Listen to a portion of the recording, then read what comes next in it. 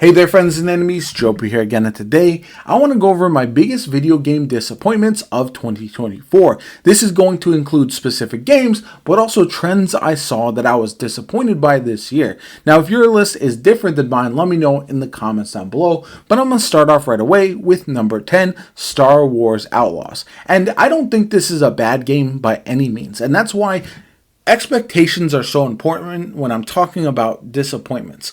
The reason being, Star Wars Outlaws had a lot of potential for me to be this swashbuckling adventure where you see a different side of the Star Wars universe. Instead, it was so stealth focused that it really was not enjoyable for me personally. I would have loved more action heavy combat, some other ways to customize your character with weapons and different playstyles, different fighting styles, different weapon styles. All of that would have been hugely advantageous for me in enjoying this game, and it's why I'm mostly disappointed, not because Outlaws is a game that isn't for me, but because we don't have a bounty hunter style game, one that got canceled in recent years, that I think would have fit what I'm looking for with the Star Wars universe quite a bit better. Now you're going to look at this game and say, oh, well, we're only going to do Jedi-focused games because those are the ones that are successful going forward, when in reality, it's just the fact that this was such a stealth-heavy game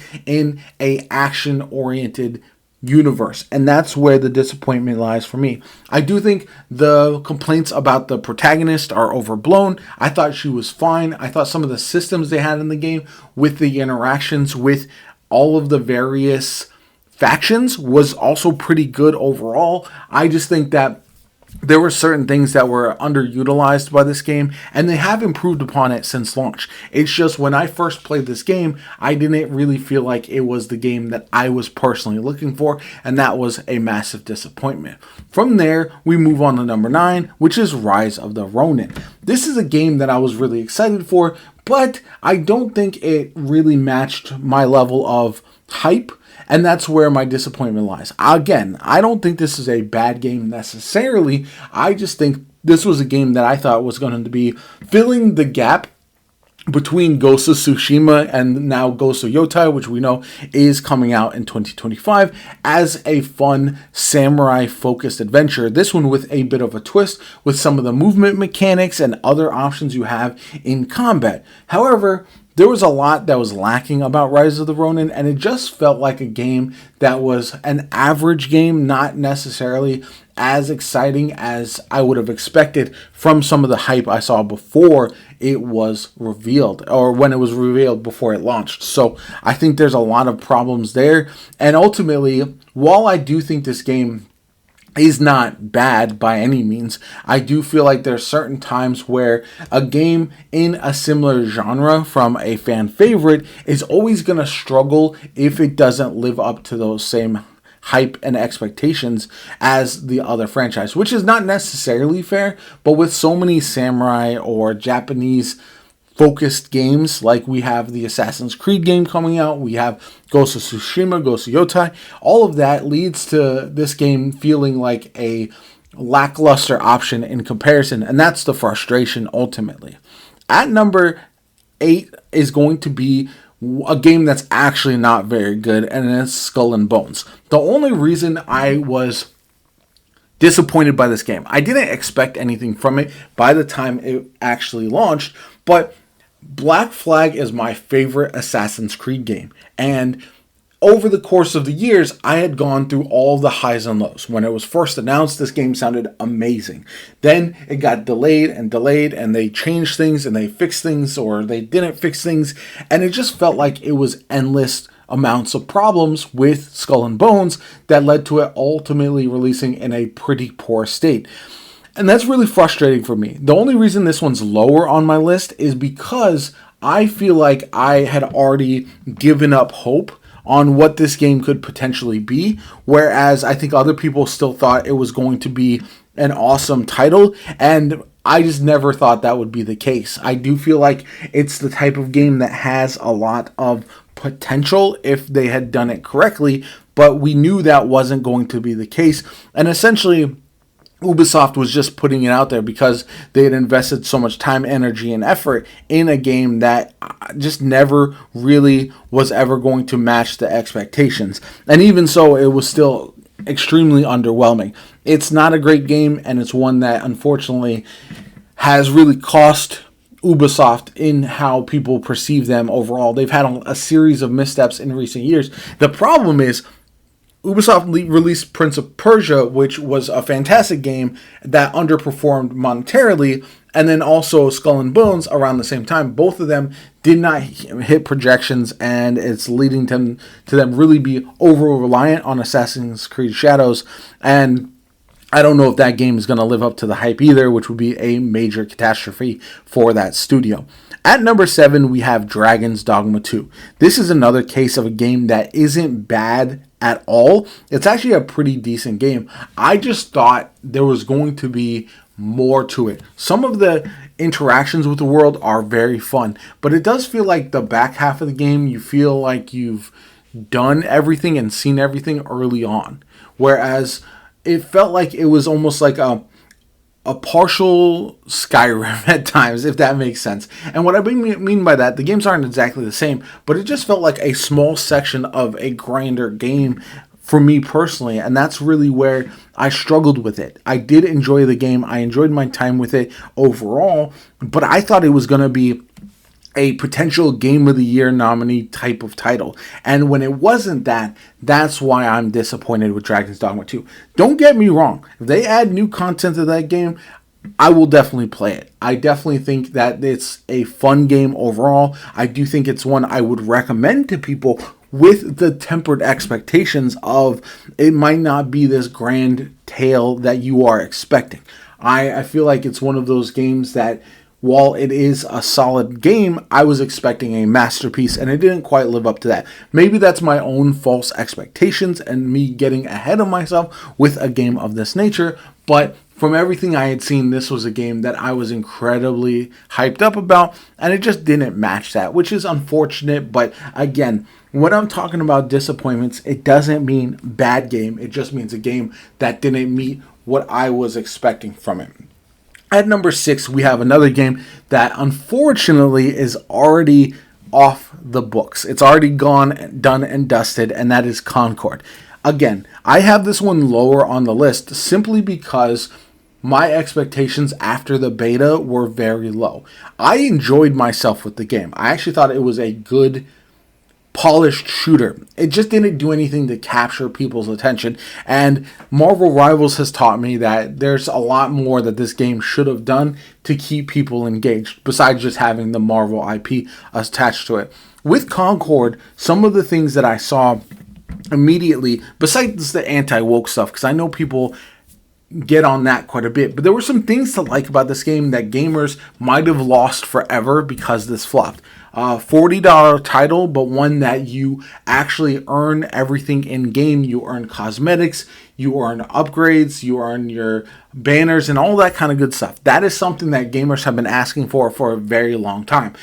But now, with the success of Marvel Rivals being a free-to-play game and the lack of success of a $40 PvP game, I don't think we'll ever see them go back to that in the future, which is going to lead to microtransactions and everything being in the shop, all that kind of good stuff that people seem to hate, but that's the type of game that people flock to these days, and that's really where it's unfortunate. So unless a game has a significant PvE element, I can't see them charging actual money for it going forward. PvP games are mostly going to be free to play with all the problems that comes with it. And Concord's just the latest example of that. Had it been free to play, would it have been successful? I don't think so. It was free during the beta and the numbers still weren't very good. I do think I was personally interested in seeing where the story went, but without any interaction with the story, it didn't really make a lot of sense to be excited about it, because there was a lot there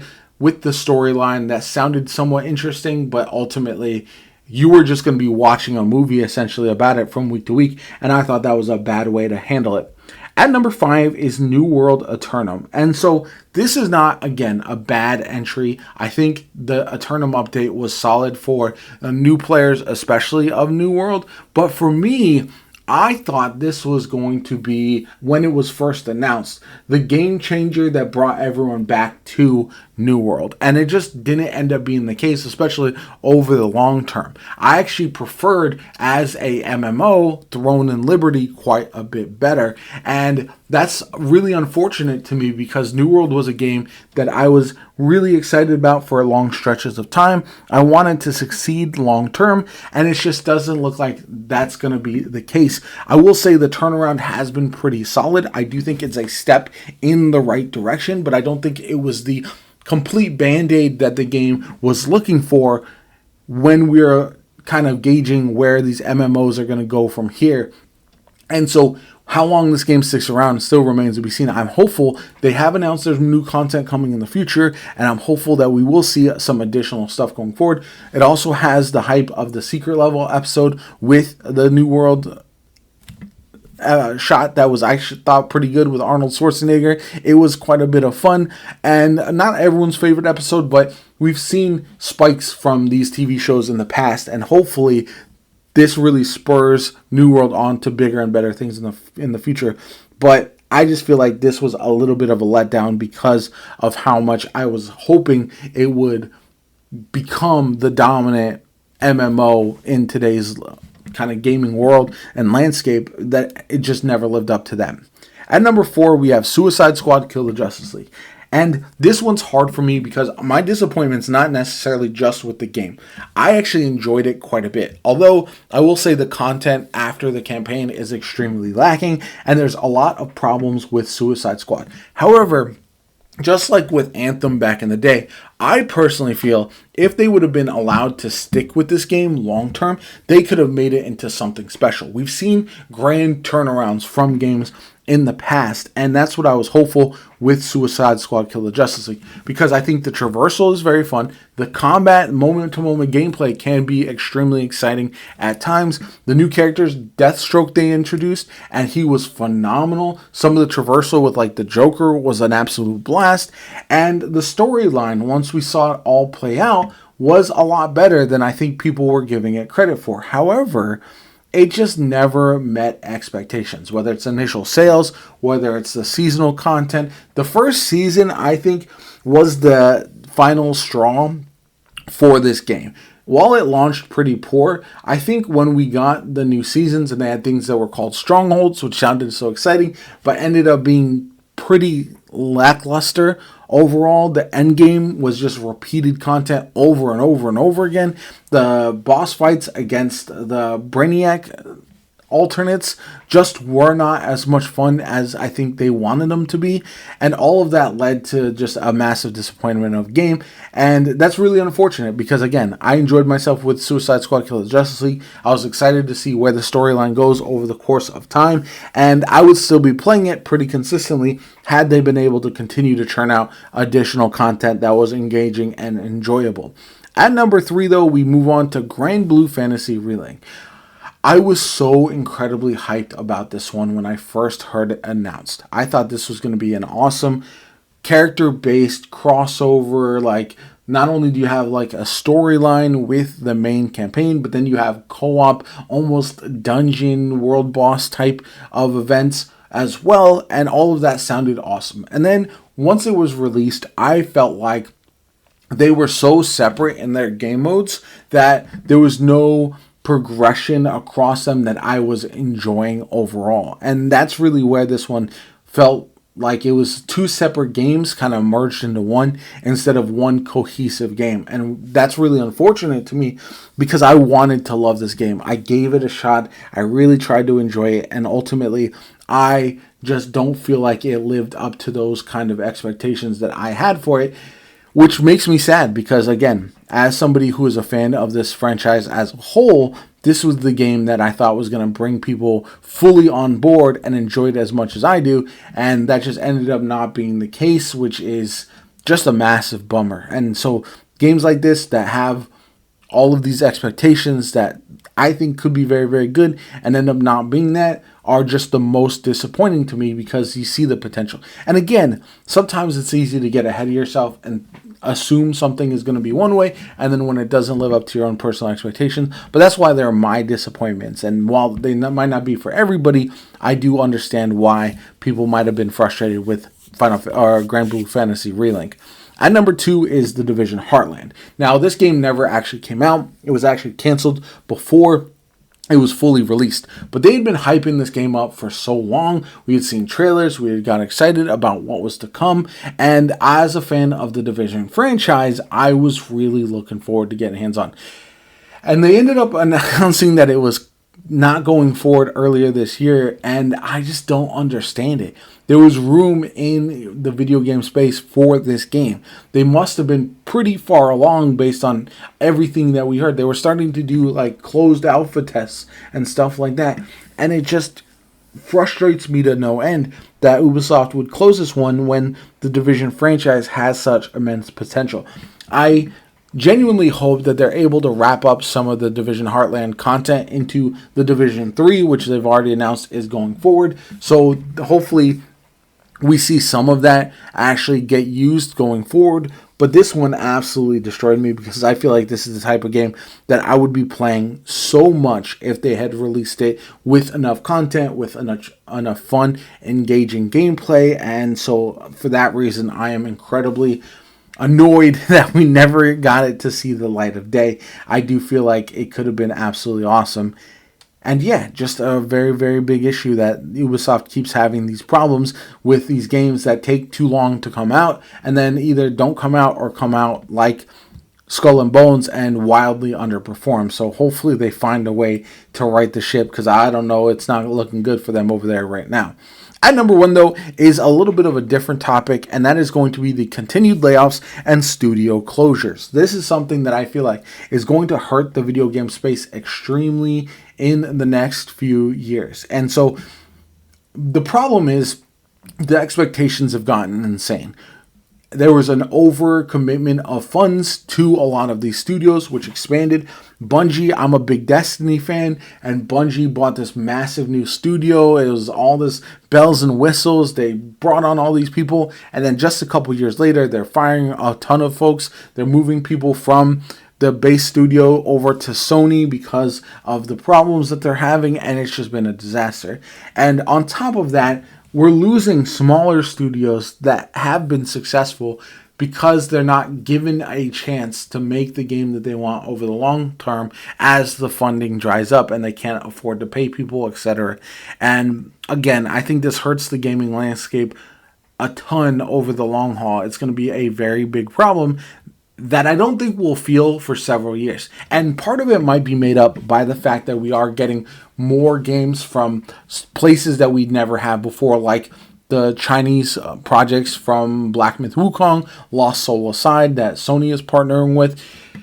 And so we may not really feel it as much as I think, but I think the talent level overall is dropping within the video game space as we lose these people who are passionate about video games but can no longer sustain a career because it is so volatile. There's so many layoffs, there's so many closures, and folks who are going through multiple different iterations of this are facing some massive problems. So I do hope that gets corrected. I think we may see more of it in 2025, but hopefully it starts to right the ship sooner rather than later, and we see that the video game space starts to recover and we start to see it on the uptick again. Because as a whole, the video game space is thriving monetarily. They're making more money than ever. I think the chase for like live service games and ongoing content and endless repeatable things to play is just impossible, and that's what studios and those at the top are looking for, and it's just not something that is going to work over the long haul. Anyway, let me know what you guys think about my list. Comment down below, like the video. As always, my name is Jopa. Have a good one. I'll catch you all later.